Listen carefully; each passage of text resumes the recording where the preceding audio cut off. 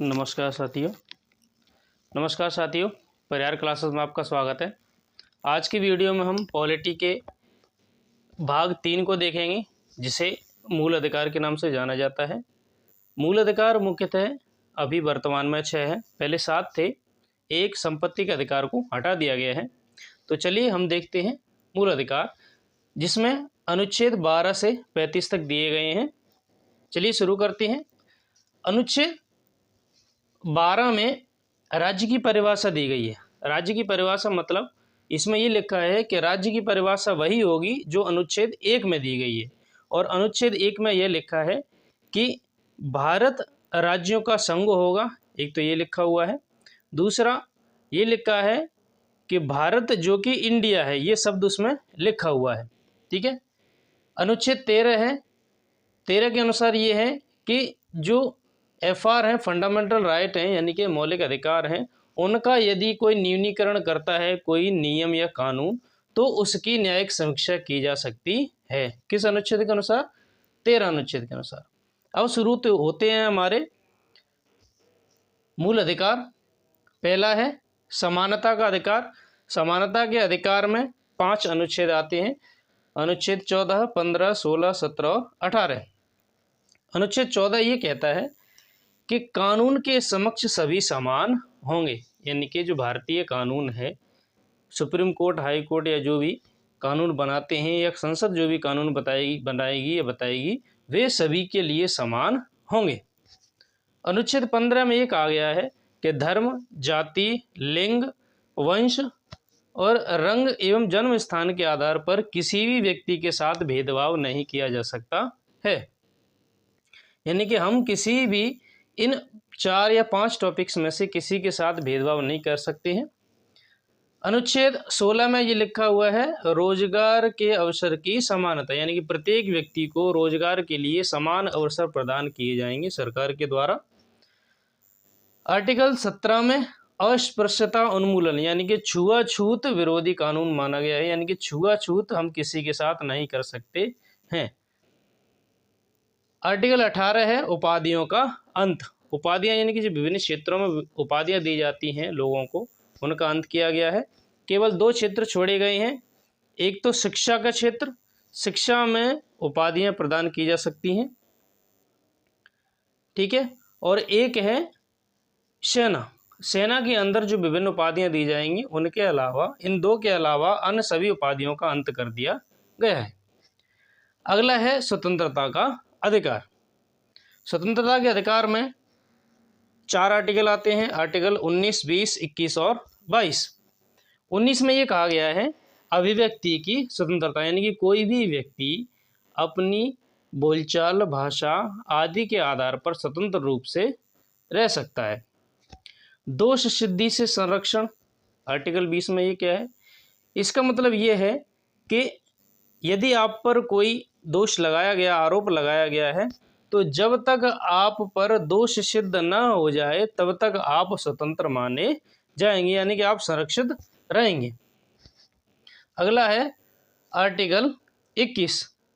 ये है main article. इसका मतलब है प्राण एवं देह स्वतंत्रता, यानी कि लोगों के अपने प्राण एवं देह की स्वतंत्रता का अधिकार है, यानी कि उस पर कोई भी और कोई अधिकार नहीं जमा सकता है। अगला है आर्टिकल 22। इसमें गिरफ्तारी एवं निरुद्धता से संरक्षण दिया गया है। इसका मतलब ये है कि यदि कोई पुलिस ऑफिसर या किसी के द्वारा आपको अरेस्ट किया जाता है, तो आप उस गिरफ्तारी के बारे में पूछ सकते हो कि क्या कारण है कि गिरफ्तार किया जा रहा है, वारंट बताइए, और या ये कहीं आपको जाने से रोका गया है तो उसके बारे में आपको संरक्षण प्रदान किया गया है। अगला है शोषण के विरुद्ध अधिकार। इसमें आर्टिकल केवल 2 ही दिए गए हैं, 23 और 24। 23 में ये कहा गया है कि मानव तस्करी एवं बलात् श्रम पर निषेध लगाया गया है। एक तो आप मानव तस्करी नहीं कर सकते, यानी कि मानव व्यापार नहीं कर सकते हो, खरीद फरोख्त वगैरह होती है वो। दूसरा ये बलात् श्रम, यानी कि जबरदस्ती आप किसी पर बेगार, यानी कि जबरदस्ती बिना किसी सैलरी के आप काम नहीं करवा सकते हो। सॉरी। अगला आर्टिकल है 24।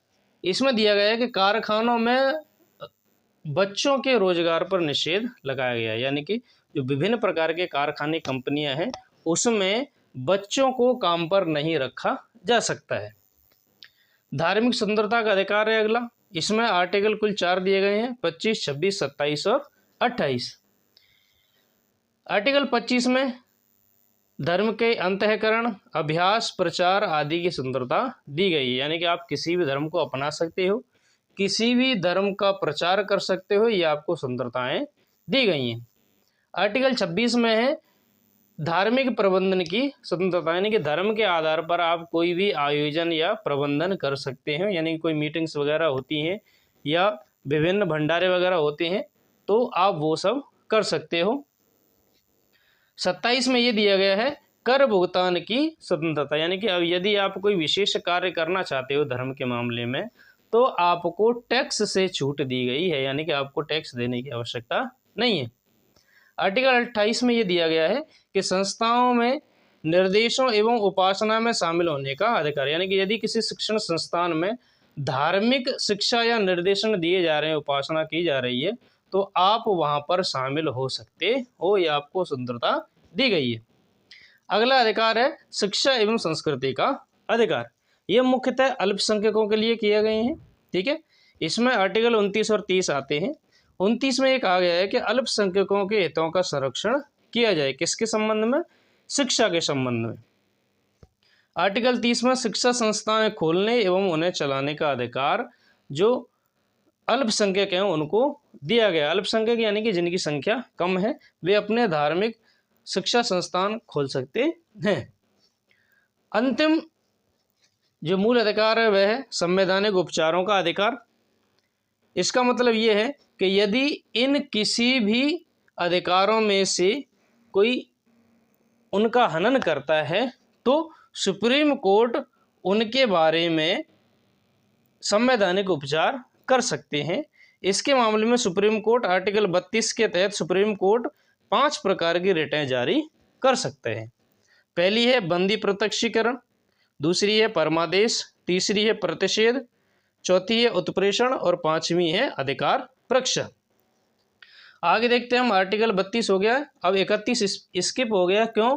क्योंकि आर्टिकल 31 था संपत्ति का अधिकार, तो उसे निरस्त करके आर्टिकल 300A में सामान्य अधिकार में पहुंचा दिया गया, ठीक है। आगे देखते हैं आर्टिकल 33 में ये कहा गया है कि सशस्त्र बल, अर्धसैनिक बल और जो पुलिस होगी और जो खुफिया एजेंसी होंगी उनके जो मौलिक अधिकार होंगे उन पर संसद रोक लगा सकती है।